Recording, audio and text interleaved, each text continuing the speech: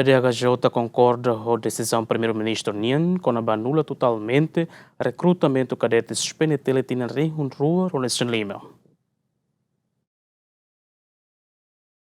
Relaciona com o recrutamento de cadetes Polícia Nacional Timor-Leste, nebe foi na Leste, sai polêmica e a público, mas a semana coto o primeiro-ministro Kaira Lassana Guzmão declara que o governo se anula o processo de recrutamento de cadetes PNTL em Rua Ronaldson Lima, no que fala processo foi para recrutamento no sistema eliminatório. A declaração do primeiro-ministro Niané, provedor PDHJ Virgílio Guterres Hateten, PDHJ concorda com a decisão do governo Nian, nebe se anula totalmente o recrutamento de cadetes PNTL, lo que fala processo foi para recrutamento né. How até da ami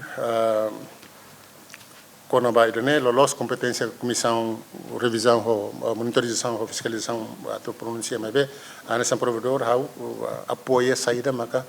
primeiro-ministro hatete se ita cara halo atu PNTL né retan serviço público e tem que hahu também processo de recrutamento mais né famoso questão do buquidona e how concorda liutan quando o processo né nessa primeiro-ministro do processo usa sistema eliminatório né mais avaliação da teste de saúde ninian quando lá liu nia hela mais documentos quando lá saída li hela itela eliminatório e né processo ida né que bele dignifica entidade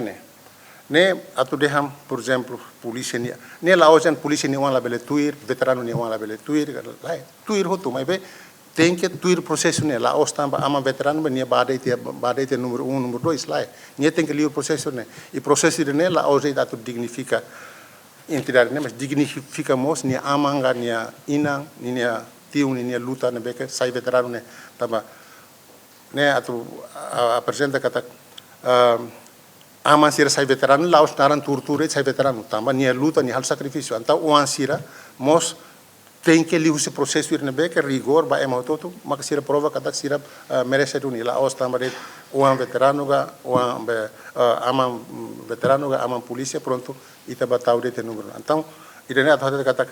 provedor